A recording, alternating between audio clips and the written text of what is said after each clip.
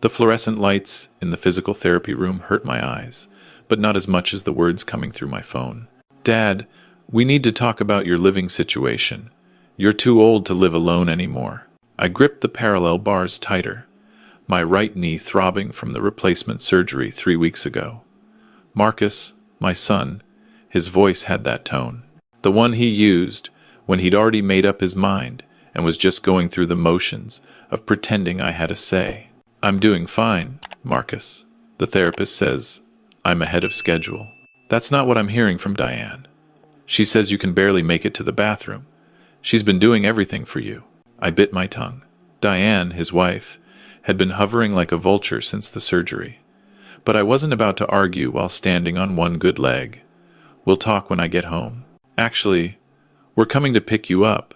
We found a really nice place. Mountain View Senior Living. They have a spot available. My blood ran cold. A nursing home? It's an assisted living facility, Dad. Very different.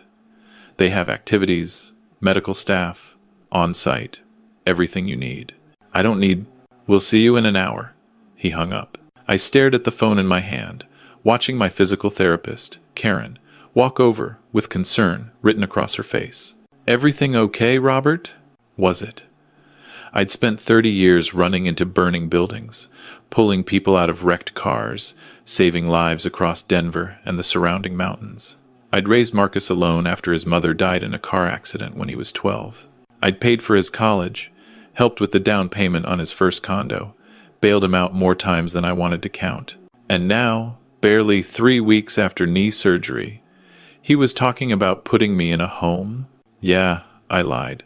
Just family stuff. But as I hobbled through my exercises, something nagged at me. Marcus had moved in temporarily to help during my recovery. That was 3 weeks ago. In that time, I'd noticed little things. How he answered my phone and told people I was sleeping. How Diane had reorganized my kitchen, my bathroom, my entire house without asking. How my old firefighter buddies from Station 19 had stopped coming by when they used to visit every week. You're too old to live alone. I was 62. I'd just completed a volunteer rescue training course 2 months before I blew out my knee on a hiking trail. Too old? The words felt like acid. Karen helped me to the chair. Robert, I have to tell you something. Your daughter-in-law called here yesterday. I looked up. Diane? She asked about your cognitive status, whether you were showing signs of confusion or memory loss. Karen's expression was carefully neutral, but I could see the question in her eyes. What did you tell her?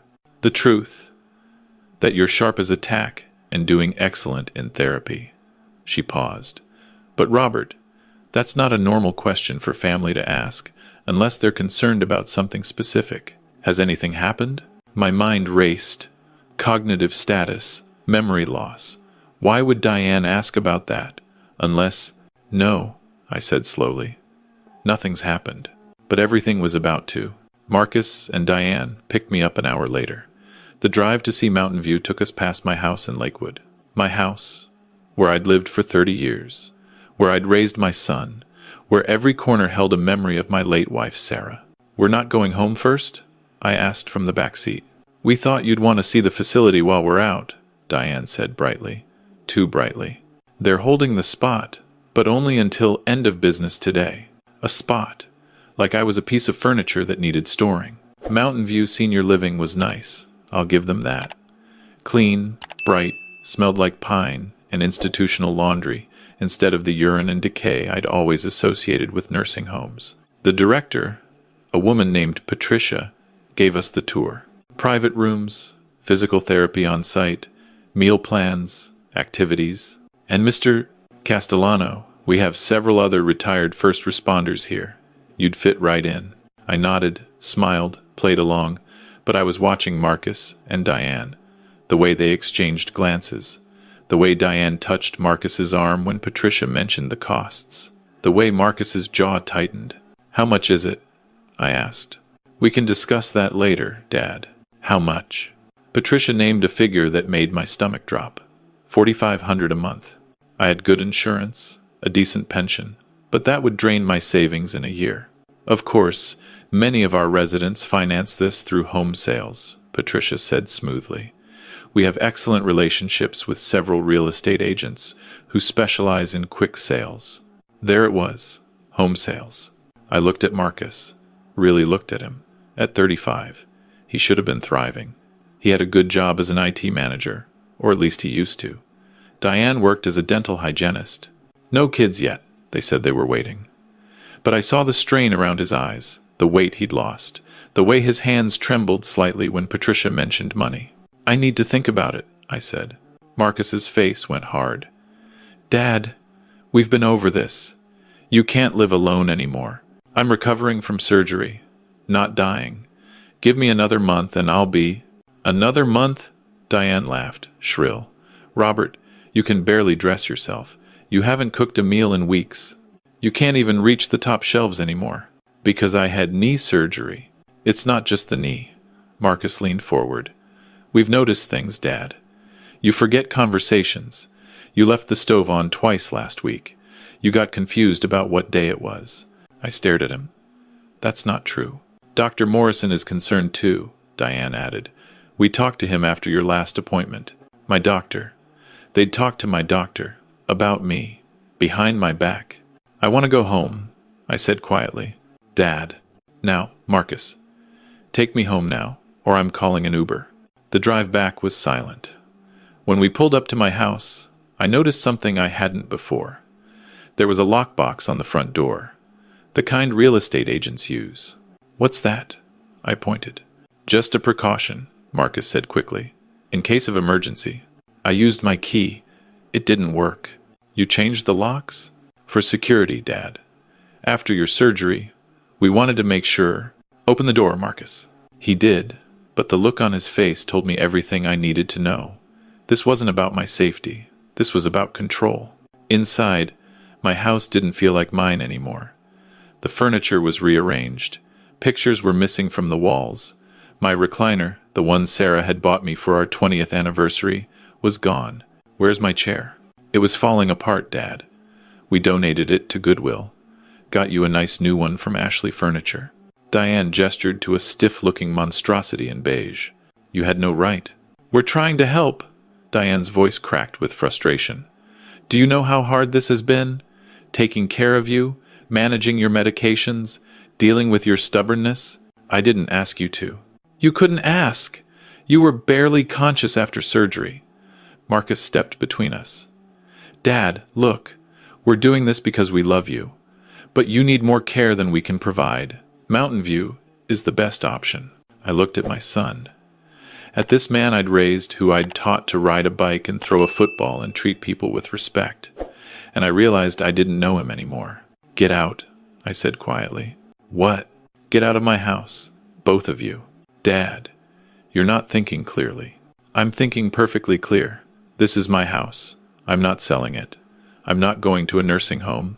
And you two need to leave. Marcus's face flushed red. Fine, but don't call us when you fall and can't get up. Don't call when you run out of food because you can't drive. Don't call when... I won't, I said. Now, get out. They left. I heard Diane crying as they walked to the car. Part of me, the father part, wanted to call them back, but a louder part, the part that had survived 3 decades of emergency services, knew something was very wrong. I locked the new locks I didn't have keys for from the inside. Then, I called the one person I knew would tell me the truth. Tommy? It's Rob. I need a favor. Tommy Blackwell had been my partner at Station 19 for 15 years before he retired. He'd been at Sarah's funeral. He was one of the buddies who'd stopped visiting. Rob! Man, I've been trying to reach you for weeks. Marcus keeps saying you're sleeping or not feeling well. That's what I was afraid of. Tommy, I need you to come over, tonight, and don't tell anyone. What's going on? I think my son is trying to steal my house. There was a long pause. I'll be there in 20 minutes. And Rob? I'm bringing evidence. Tommy showed up with a folder full of papers and his daughter Claire, who was a lawyer specializing in elder law. They sat at my kitchen table, the same table where Sarah and I had hosted countless dinners, and laid out the truth. It started about 2 months ago, Tommy said. Marcus called me. Said you were getting forgetful, that you didn't want visitors because you were embarrassed about your condition. I never said that. I know that now. But he was convincing, Rob. He had details. Said you'd forgotten our birthdays, that you couldn't remember stories you used to tell. He said you'd asked him not to tell anyone because you were proud. That sounded like something I'd do, which made it a perfect lie. Claire opened her folder. Mr. Castellano, we need to go through some things. Have you signed any documents lately? Power of attorney? Medical directives? Anything? No, nothing. Are you sure? Sometimes they slip things into hospital paperwork. I thought back to the surgery. I'd been pretty out of it on pain meds those first few days. I signed admission forms. Standard stuff. Do you have copies? Marcus handled all that. Claire and Tommy exchanged looks. What? I demanded. Rob, Tommy said carefully. 3 days ago, a real estate agent posted your house on several senior living community boards, saying it would be available soon, owner moving to assisted living, quick sale needed. My heart hammered. That's not possible. I never agreed. There's more. Claire pulled out printed screenshots. This is from your son's Facebook page. He's posted several times about the difficult decision to move his father to memory care, about how hard it is to watch a parent decline. He's building a public narrative. Memory care. Not even assisted living. Memory care, where they put people with dementia and Alzheimer's. He's lying. I don't have dementia. I'm not declining. I had knee surgery. We know, Claire said gently. But he's creating a paper trail. If he can get a doctor to say you're incompetent, if he can show you're living in unsafe conditions, if he can demonstrate that you need more care than you're receiving, he can petition for guardianship. The room spun. Guardianship? It would give him legal control over your person and your property. He could make medical decisions for you. Financial decisions. He could sell your house without your consent. That's insane. I'm sitting right here. I'm fine. But he's been telling everyone you're not fine. He's isolated you from friends. He's talked to your doctor, your physical therapist, probably your neighbors. He's building a case. Tommy put a hand on my shoulder. The guys at the station were worried. That's why I started digging. Jake tried to visit you last week. Diane told him you'd had a bad night, that you didn't recognize her that morning. That never happened. I know, buddy. But that's what she told him. And she was crying, real tears, talking about how hard it is to watch you fade. Fade. Like I was already dead. Why? The word came out broken. Why would Marcus do this? Claire hesitated. Mr. Castellano, are you aware of your son's financial situation? He has a good job. He's always been responsible with money. He was fired from his job 6 months ago. Did you know that? The room tilted. What? He was let go for missing work. He and his wife are 3 months behind on their mortgage. They have $40,000 in credit card debt, and she pulled out another paper. He has a gambling problem. He's banned from 3 casinos in Black Hawk. I couldn't breathe. My son. My boy. The one I'd raised, to be honest. To work hard. To take responsibility. Your house is worth about $450,000, Claire continued. If he could get guardianship, put you in Mountain View, and sell the house, that would solve all his problems. But he's my son. I know. Tommy's voice was thick. And that's what makes this so hard to believe. But Rob, we've seen this before. Financial desperation makes people do terrible things, even to the people they love. I sat there, in my kitchen, in my house, and felt something crack inside me. Not break, crack, like ice before it shatters. What do I do? Claire opened her briefcase. First, we protect you legally. I need you to sign some documents. A new power of attorney naming someone you trust. A medical directive making your wishes clear. A revocable living trust, protecting your assets. Then, Tommy said, we gather evidence. Because if Marcus is doing what we think he's doing, he's committed several crimes. Fraud, elder abuse, attempted theft. I looked at my old friend, at this man who'd run into fires beside me, who'd saved my life twice, and I'd saved his 3 times. You think my son belongs in jail? I think your son needs help, Tommy said carefully. But first, we need to stop him from destroying your life, to save his. Over the next 2 weeks, while Marcus and Diane thought I was considering Mountain View, I worked with Claire and Tommy. We installed cameras around my house, tiny things, invisible, that recorded everything. We recorded Diane telling the mailman I had Alzheimer's and shouldn't receive bills anymore. She tried to redirect my mail to their address. We recorded Marcus on the phone with my doctor's office, lying about symptoms I supposedly had: confusion, wandering, aggression. We recorded them going through my files in the study, looking for bank statements and insurance policies. And we found the forged power of attorney. It was hidden in a drawer in the guest room where they'd been sleeping. A perfect forgery of my signature, dated the day after my surgery, when I'd been on heavy pain medication. It gave Marcus complete control over my medical and financial decisions. "This is a felony," Claire said when she saw it. "This isn't just unethical. This is criminal." "What about Diane?" I asked. "Is she part of this or just following Marcus's lead?" Tommy pulled up text messages we'd recovered from the cloud. Marcus had been locked into my phone one day and never logged out of his backup. The texts between Marcus and Diane were damning. "We can get $450K for the house easy. Use $150K to pay off our debts. Put him in Mountain View for a year with another $50K. That leaves us $250K to start over. What if he fights it? He won't have a choice.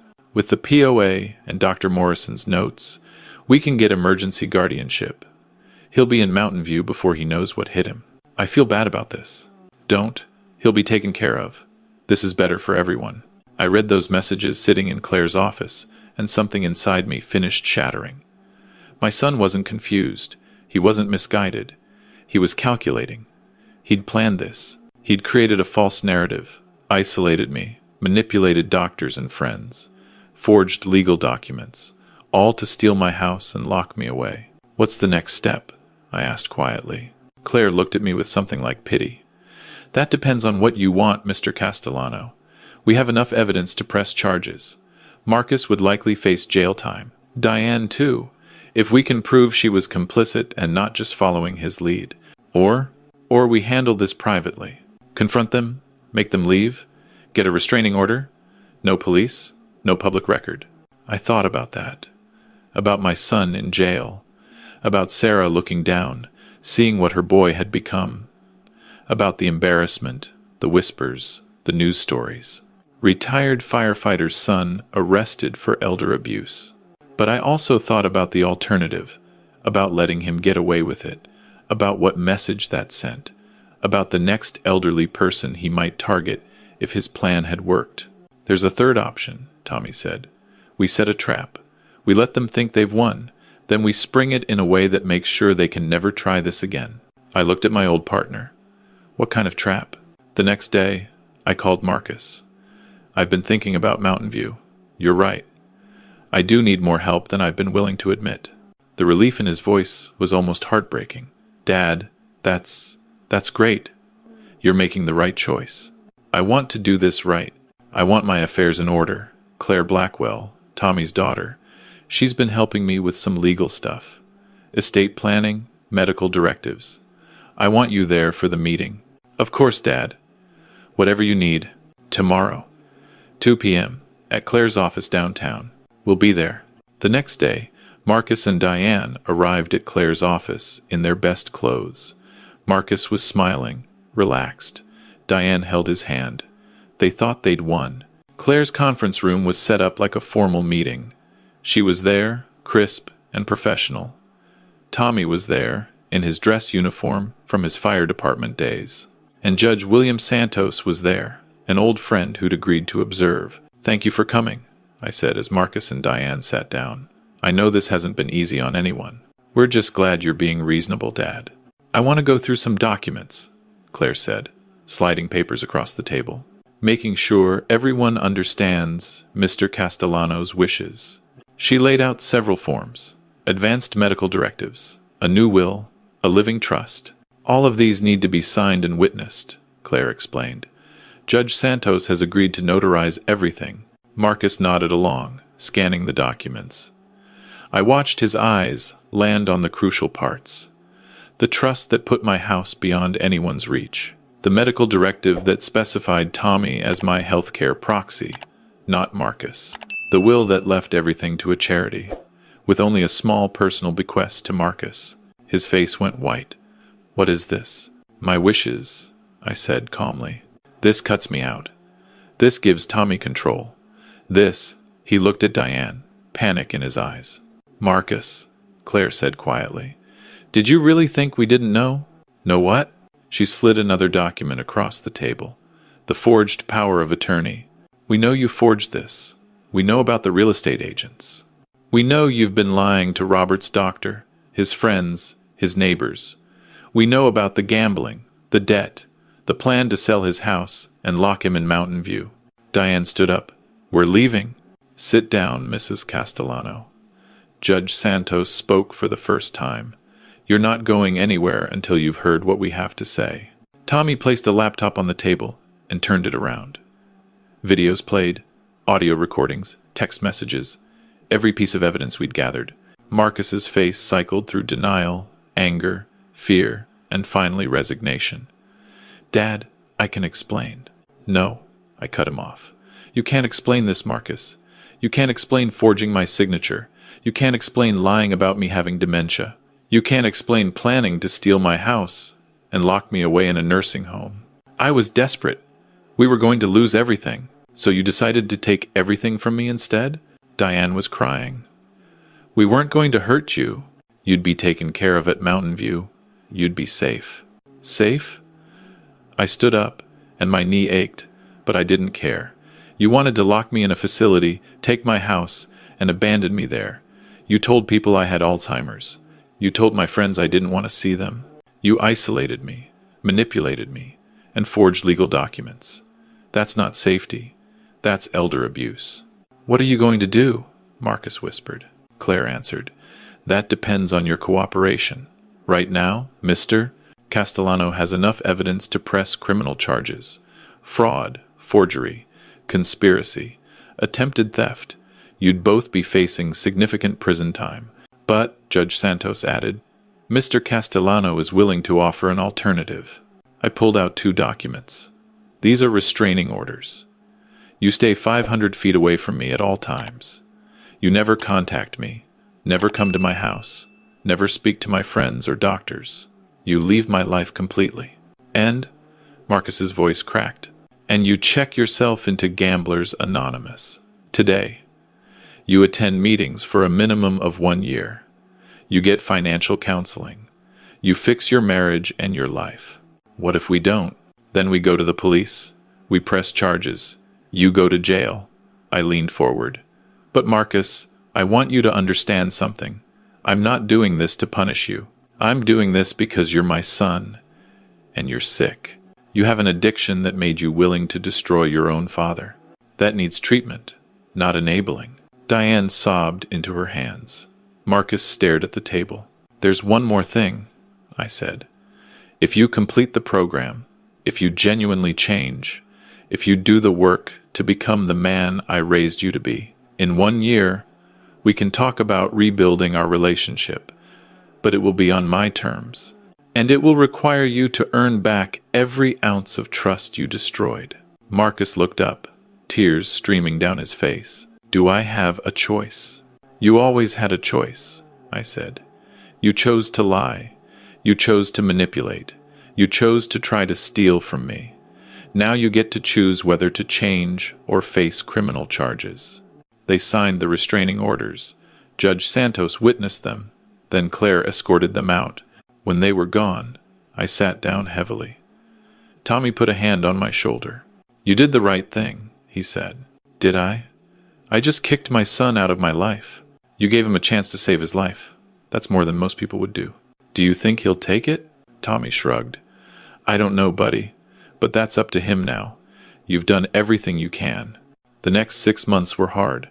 I went to physical therapy and rebuilt my strength. I reconnected with friends from the station. I started volunteering again, teaching fire safety at schools. I sold Sarah's car, the one that had been sitting in the garage. and used the money to fund a scholarship for kids of first responders. I didn't hear from Marcus. Not a word. But Tommy kept tabs on him, through mutual friends, through the 12-step community, through the grapevine that exists in every city. Marcus had checked into GA that same day. He was attending meetings. He'd found a new job, less prestigious but honest work. Diane was seeing a therapist. "He's doing the work," Tommy reported. "It's not easy, but he's doing it." "Good," I said, but I didn't reach out. I'd meant what I said. 1 year. Then we'd see. 1 year to the day after that meeting in Claire's office, my doorbell rang. I was in the garage, building a bookshelf, when I heard it. I almost didn't answer, but something made me put down my tools and walk to the door. Marcus stood on my porch. He'd gained weight back. He looked healthier. Tired, but healthier. "Hi, Dad." "Marcus, I know I'm not supposed to be here, but I needed to tell you something." I waited. "You were right. About everything. I was sick. I am sick. I'll always be sick.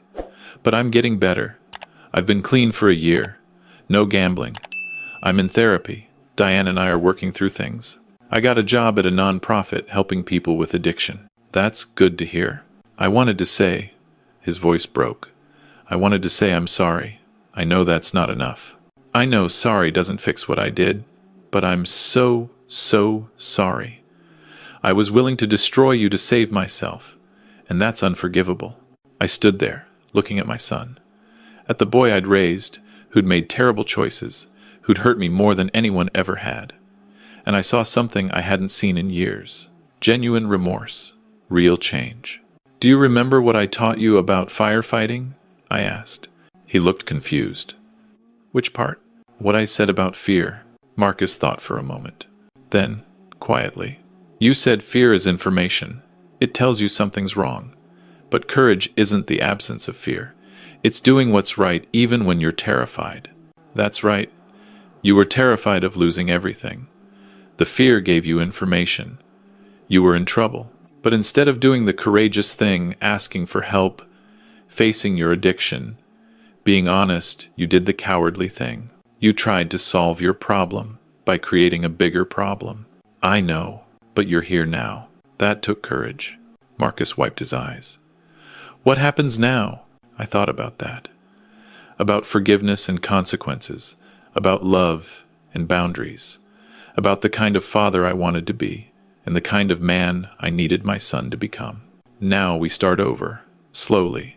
Coffee once a month. Public places, supervised by Tommy if you want. We rebuild trust one brick at a time. And if you relapse, if you lie, if you manipulate even once, we're done. Forever. I understand. Do you? Because this isn't a second chance, Marcus. This is your last chance. There won't be another one. I know, Dad, and I'm not going to waste it. I opened the door wider. "Come in. I'll make coffee." But we're sitting in the living room where the cameras can see us. He nodded. I deserve that. As we sat there, drinking coffee in awkward silence, I thought about Sarah, about what she'd say if she could see us now. I think she'd be sad, disappointed, but also hopeful, because people can change. Not all of them, not always, but sometimes. Tommy asked me later if I thought I'd made the right choice, giving Marcus another chance instead of sending him to jail. I don't know, I admitted, but I know this. Knowledge without change is just guilt. Marcus knows what he did was wrong. He's carrying that guilt every day, but he's using it to change. That's the difference between redemption and regret. What if he backslides? Then we deal with it. But I'm not going to punish him for a relapse that hasn't happened. I'm going to give him the chance to prove he's serious about being better. You're a better man than most, Rob. No, I said. I'm just a father who remembers what it's like to be given a second chance when you don't deserve one. It's been 2 years now. Marcus and I have coffee twice a month. He's never missed an appointment. He's still in therapy, still in GA. He and Diane are doing better. They had a baby last month. My first grandchild. Marcus asked if I wanted to meet her. I said yes. When I held that little girl in my arms, looking at my son's face, seeing the fear and hope there, I realized something. Marcus hadn't just been sick with addiction. He'd been sick with the disease we all carry, the belief that we can control everything, that we can solve our problems without asking for help, that we're alone in our struggles. I'd had that disease too, when Sarah died. I'd tried to be strong, to not burden Marcus with my grief, to handle everything on my own. Maybe that's where he learned it. Maybe that's what I'd taught him without meaning to. "She's beautiful," I said, handing the baby back. We named her Sarah, after Mom. I felt tears sting my eyes. She would have loved that. "Dad, I want you to be part of her life. If you're willing." I looked at my son. At this man who'd betrayed me, hurt me, tried to steal everything from me. And who'd clawed his way back from the edge of destroying himself. Who'd done the hard work of changing. Who'd earned, brick by brick, the right to be called my son again. "I'd like that," I said. As I drove home that night, past the mountains that had been my home for 62 years, past the fire station where I'd spent 3 decades, past the church where I'd married Sarah and buried her, I thought about revenge and forgiveness. Revenge is easy. Punishment is easy. Cutting people off is easy. What's hard is holding people accountable while still offering them hope. What's hard is demanding change while believing change is possible. What's hard is loving someone enough to let them face consequences, and loving them enough to welcome them back when they've earned it. I don't know if I made the right choice. Maybe I should have pressed charges. Maybe I should have cut Marcus out of my life forever. Maybe I'm a fool for giving him another chance. But when I look at that little girl, my granddaughter Sarah, I think about the world I want her to grow up in. A world where mistakes can be redeemed, where addiction is treated, not just punished, where families can break and heal again, and that's okay. Where being too old to live alone doesn't mean being too old to make your own choices. That's the world I fought for as a firefighter. That's the world Sarah believed in. And that's the world I'm going to keep fighting for. One difficult choice at a time. Because in the end, the hardest fires to fight aren't the ones in burning buildings. They're the ones in human hearts. And sometimes, the only way to put them out is to let them burn, to watch from a safe distance, and to be there with water when the person inside is finally ready to let you help. Marcus is ready now. It took him hitting rock bottom. It took me almost losing everything. But he's ready. And so am I.